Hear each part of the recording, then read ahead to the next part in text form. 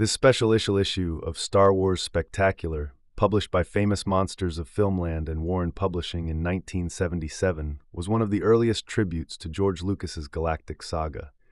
Released in the wake of Star Wars: A New Hope's unexpected box office dominance, it is a vibrant, passionate mix of film book, behind-the-scenes commentary, actor profiles, visual breakdowns, and raving fan enthusiasm. The Star Warrior.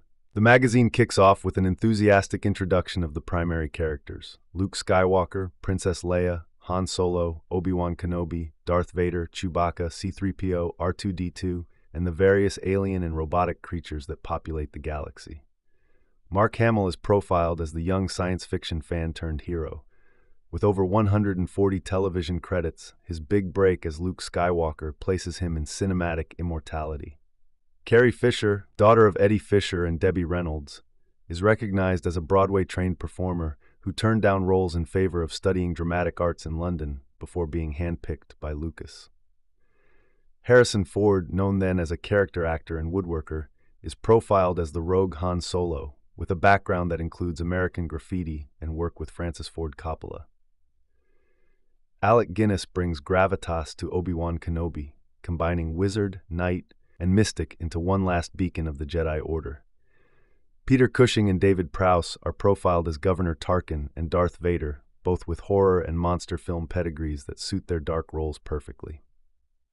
The Robots and Creatures. The publication includes detailed descriptions of C-3PO, played by Anthony Daniels, who suffered inside the 50-pound costume, R2-D2, brought to life by Kenny Baker, a circus performer turned robot operator, Chewbacca, portrayed by Peter Mayhew, who also played the Minotaur in Sinbad and the Eye of the Tiger, Jawas, Tusken Raiders, stormtroopers, and various alien bar patrons, all designed for maximum practical effect with an emphasis on lived-in reality. Special effects revealed. The issue dedicates large segments to how Lucas's team accomplished the film's groundbreaking visuals. Industrial Light and Magic, ILM, was born from scratch by John Dykstra to manage the more than 360 special effects shots. The models of the Millennium Falcon, Death Star, and X-Wings were constructed from cannibalized airplane kits. Optical printers, rotoscoping, and motion-controlled cameras created the dogfights in space.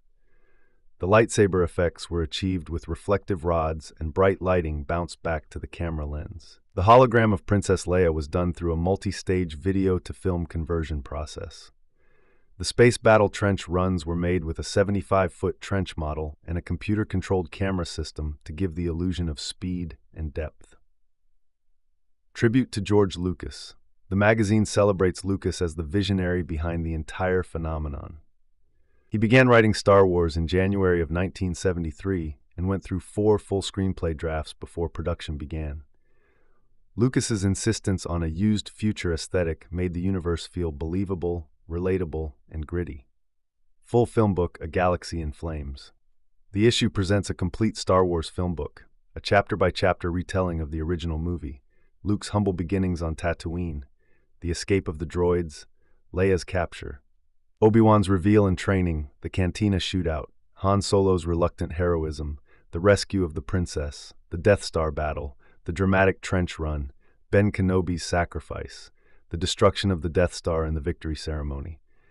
Each section is told with dramatic narration, classic monster movie-style prose, and black and white stills from the film. Historical context and comparisons.